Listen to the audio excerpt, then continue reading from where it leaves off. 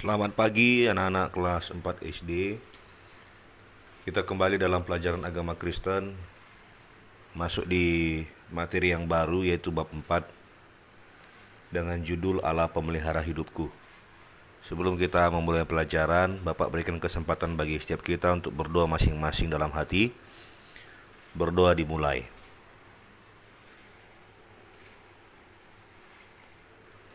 Ya, doa selesai.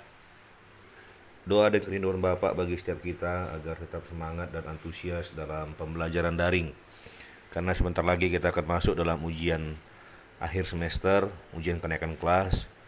Tetaplah kalian bergairah dalam semua materi pelajaran.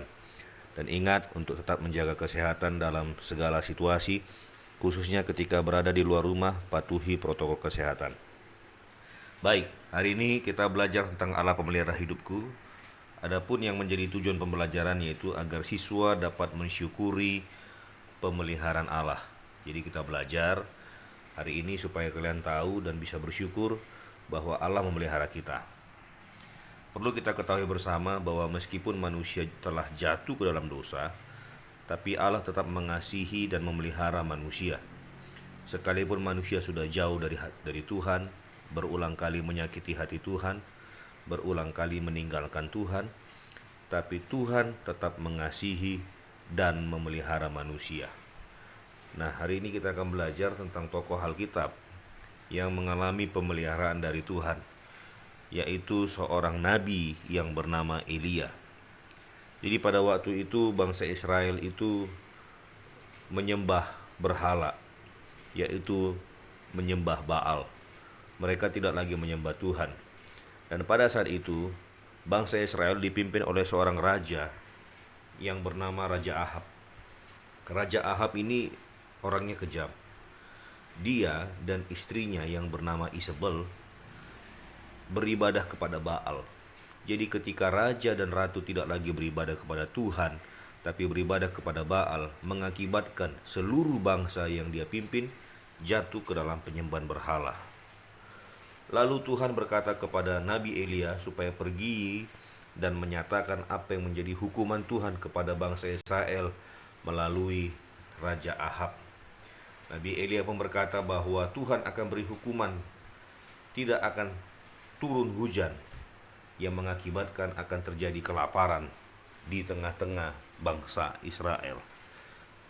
Jadi setelah Nabi Elia menyampaikan hal itu kepada Raja Ahab, Tuhan meminta Nabi Elia untuk bersembunyi di tepi sungai Kerit. Dia pergi ke tepi sungai Kerit. Di sana Elia tinggal dan setiap hari Tuhan memelihara hidup Elia. Dia mengirimkan burung gagak untuk membawa makanan. Jadi setiap hari, setiap Elia lapar, Tuhan kirim burung gagak.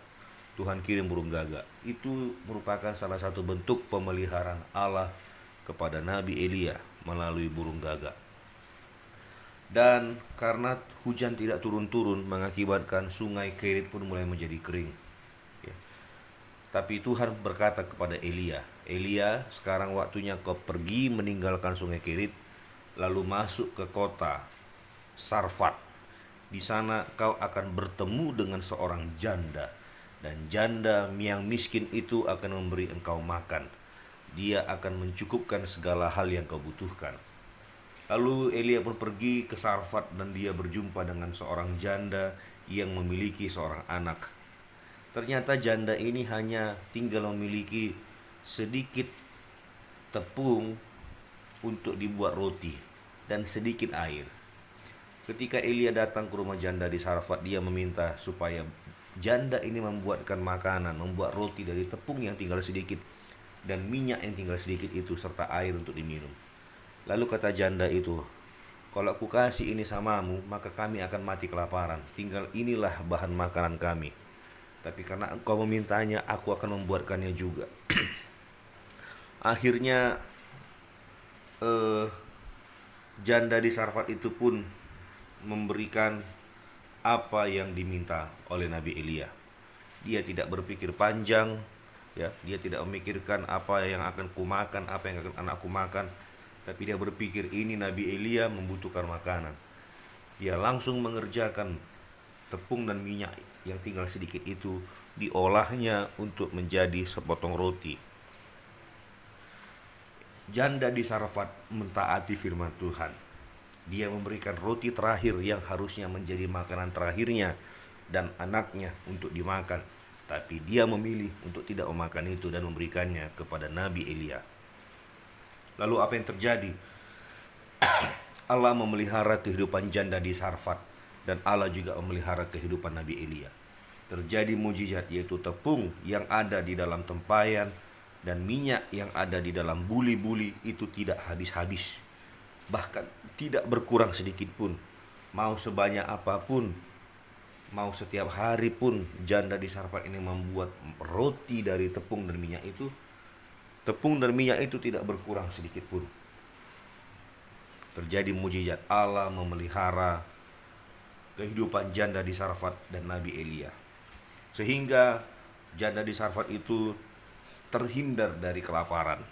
Yang awalnya dia sudah pesimis akan mati kelaparan setelah roti terakhir yang diberikan kepada Elia, tapi Tuhan membela dan Tuhan menyediakan semua yang dia butuhkan.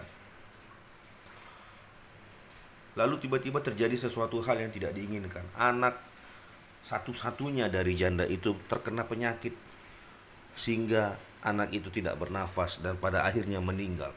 Janda itu sangat bersedih, karena tinggal itulah keluarga yang dia miliki.